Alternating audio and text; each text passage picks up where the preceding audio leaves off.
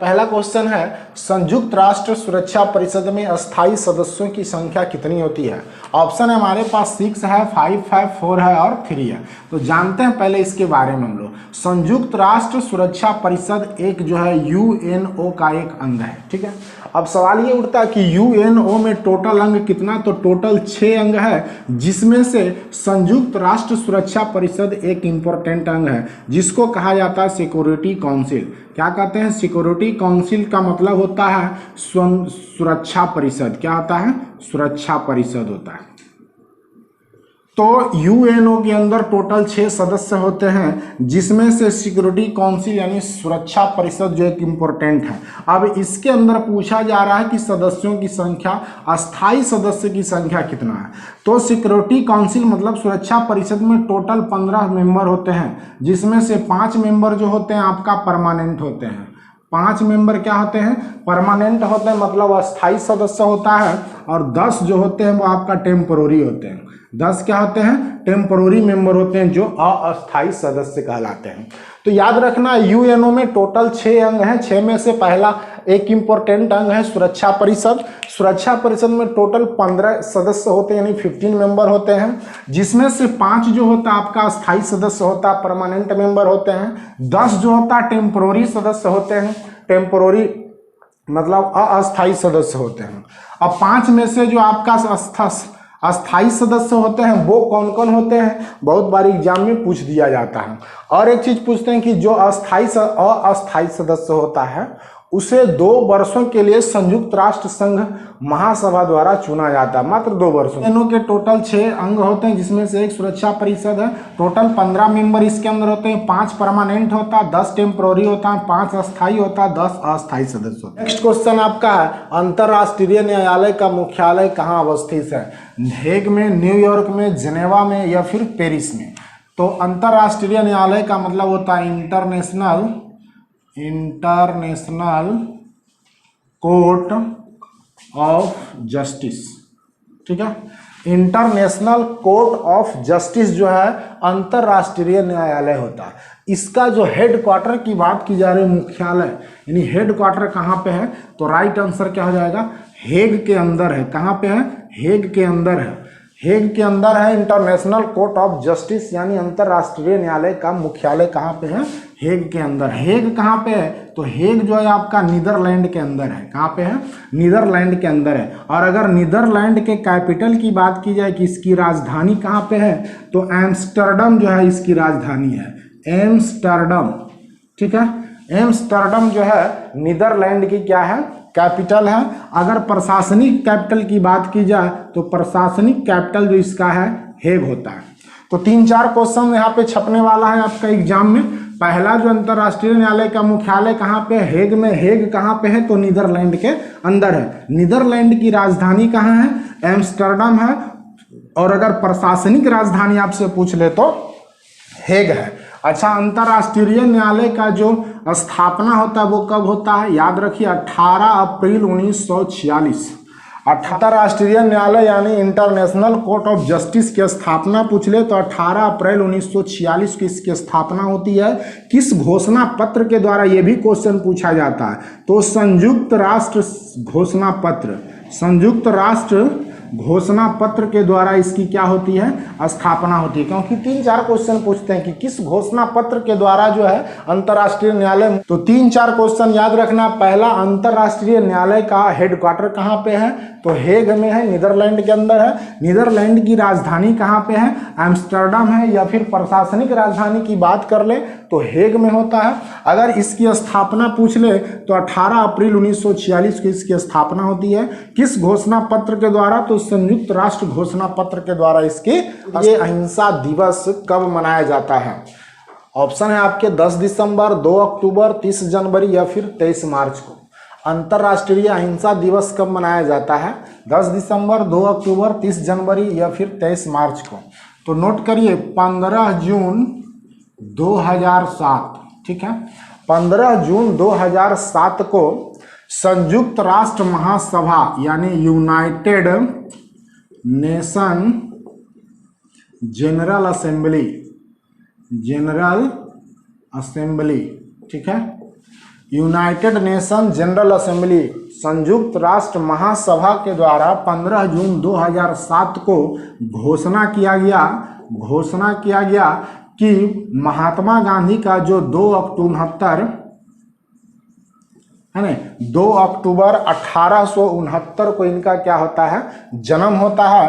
तो United nation general assembly ने यह घोषणा किया कि 2 अक्टूबर को प्रत्येक वर्ष अहिंसा दिवस के रूप में मनाया जाएगा। तभी से हम लोग प्रत्येक वर्ष जो है 2 अक्टूबर को अंतर्राष्ट्रीय अहिंसा दिवस के रूप में मनाते हैं। क्वेश्चन ये भी पूछता है कि अंतर्राष्ट्रीय अहिंसा दिवस के रूप में जो हम लोग मनाते हैं वो किनके उपलक्ष्य में मनाते हैं, किनके जन्मदिन है? तो महात्मा गांधी का जन्मदिन है। महात्मा गांधी का हैप्पी बर्थडे है जो 2 अक्टूबर को प्रत्येक वर्ष क्या किया जाता है, मनाया जाता है। घोषणा कौन किया था? यूनाइटेड नेशन जनरल असेंबली यानी संयुक्त राष्ट्र महासभा के द्वारा ये घोषित किया गया था। अच्छा, 30 जनवरी क्या डेट है? तो 30 जनवरी 1948 को महात्मा गांधी की क्या होती है, मृत्यु होती है। अगर 23 मार्च की बात की जाए तो शहीद दिवस जो है प्रत्येक वर्ष कब मनाते हैं? 23 मार्च को मनाते हैं। और 10 दिसंबर की बात की जाए तो 10 दिसंबर को मानवाधिकार दिवस के रूप में हम लोग प्रत्येक वर्ष 10 दिसंबर को मनाते हैं। 1 दिसंबर की बात की जाए तो 1 दिसंबर जो है प्रत्येक वर्ष एड्स दिवस के रूप में क्या किया जाता है, मनाया जाता है। तास जो है कहाँ की समाचार एजेंसी है? ऑप्शन है जर्मनी, रूस, फ्रांस या फिर ईरान की। क्वेश्चन है तास जो है कहाँ की एक समाचार एजेंसी या न्यूज एजेंसी है? तो ऑप्शन हमारे पास जर्मनी, रूस, फ्रांस। अब समझ लीजिए हम लोग को तास जो है कहाँ की है, रूस की है। ठीक है, तास जो है एक रूस की न्यूज एजेंसी थी, लेकिन उसको 1992 में क्या कर दिया गया, चेंज कर दिया गया। ITAR मतलब होता है इंफॉर्मेशन, है ना, इंफॉर्मेशन टेलीग्राफ एजेंसी ऑफ रूस। याद रखिएगा, इंफॉर्मेशन टेलीग्राफ एजेंसी ऑफ रूस में इसको क्या कर दिया गया, सम्मिलित कर दिया जाता है 1992 में, यानी ITAR बना दिया जाता है। लेकिन वापस इसे 2014 में फिर से किस नाम से कर दिया जाता है? तो तास नाम से फिर से इसका नाम में चेंजिंग हो जाता है। तो याद रखिए तास जो है कहाँ की न्यूज एजेंसी है? तो रूस की जो है न्यूज एजेंसी है। तो हमारा आंसर क्या हो जाएगा, रूस। लेकिन याद रखिएगा 1992 में अगर पूछ ले कि रूस की न्यूज एजेंसी का नाम क्या था, तो ITAR था, इंफॉर्मेशन टेलीग्राफ एजेंसी ऑफ रूस। और वापस 2014 में इसे फिर से तास में क्या कर दिया गया, सम्मिलित कर दिया। जापान की संसद को क्या कहा जाता है, यानी जापान की संसद का क्या नाम है? ऑप्शन है आपके पास रिक्सडेग है, डाइट है, जनरल कोर्ट्स है, नेशनल पीपुल्स कांग्रेस है। तो आइए हम लोग जानते हैं जापान की संसद को क्या कहा जाता है। ऑप्शन नंबर बी जो आपका हो जाएगा आंसर हो जाएगा। डाइट जो है आपका जापान की संसद का नाम है। को क्या कहा जाता है, डाइट कहा जाता है, यानी जापान के संसद का नाम डाइट है। अच्छा, रिक्सडेग अगर पूछ ले कि रिक्सडेग किसका है, तो ये स्वीडन का है। स्वीडन की संसद का नाम अगर आपसे पूछ ले तो क्या हो जाएगा, रिक्सडेग हो जाएगा। अगर जनरल कोर्ट्स की बात की जाए तो ये जो है स्पेन की संसद का नाम है। और नेशनल पीपुल्स कांग्रेस अगर पूछ ले तो ये जो है चीन के संसद का नाम है। तो याद रख लीजिएगा, जापान के संसद का नाम डाइट है, स्वीडन के संसद का नाम रिक्सडेग है, और स्पेन के संसद का नाम जनरल कोर्ट्स है, और चीन के संसद का नाम नेशनल पीपुल्स ऑफ क्या है, कांग्रेस। और अगर भारत की बात की जाए, अगर भारत यानी इंडिया की बात की जाए तो इसके संसद का नाम ही क्या है, संसद रखा गया है। हमारे भारत के संसद का नाम क्या रखा गया है, संसद। लेकिन जापान के संसद का नाम पूछ ले डाइट है, स्वीडन के संसद का नाम पूछ ले रिक्सडेग है, स्पेन के संसद का नाम पूछ ले जनरल कोर्ट्स है, और अगर चीन के संसद का नाम पूछ ले तो नेशनल पीपुल्स ऑफ क्या है, कांग्रेस, जो कि 2980 संसद में से विश्व का सबसे बड़ा संसद माना जाता है। किसको, चीन के संसद को, नेशनल पीपुल्स ऑफ कांग्रेस। प्रथम भारतीय प्रधानमंत्री जिन्होंने अफगानिस्तान की यात्रा की थी, उस प्रधानमंत्री का नाम बताना है जिन्होंने अफगानिस्तान की यात्रा किए थे। वो कौन थे जिन्होंने? तो पहला है Jawaharlal Nehru, IK Gujral, MB Vajpayee, AB Vajpayee और मनमोहन सिंह। तो नोट करिए, पहला जो 1959 में अफगानिस्तान की यात्रा किए थे वो कौन थे, जवाहरलाल नेहरू थे।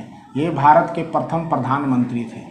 हमारे नेहरू चाचा जवाहरलाल नेहरू थे, जिन्होंने सबसे पहले जो है अफगानिस्तान की क्या किए थे, यात्रा किए थे। हालांकि उसके बाद 2-3 प्रधानमंत्री हमारे देश के ऐसे थे जिन्होंने अफगानिस्तान की यात्रा की थी।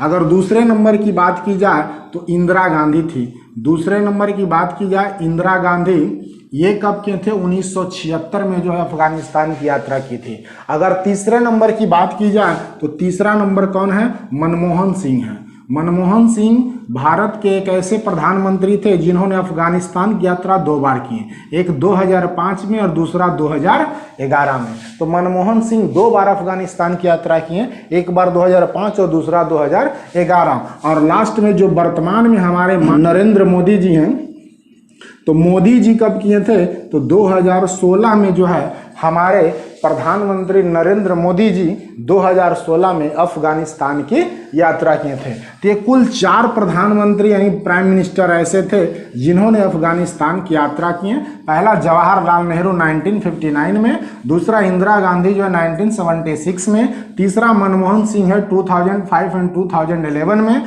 और चौथा माननीय मोदी जी जो है 2000। का सही कालानुक्रम क्या है, पहला आपका शिमला समझौता, भारत सोवियत समझौता, फरक्का समझौता, और फिर क्या है, ताशकंद समझौता। ठीक है, तो क्वेश्चन इनमें से है कि सबसे पहले कौन सा समझौता हुआ था, ये हमको अरेंज करके बताना है। बाद में कौन हुआ, तीसरे नंबर पर क्या है, चौथे नंबर पर क्या है, इस क्वेश्चन के अनुसार।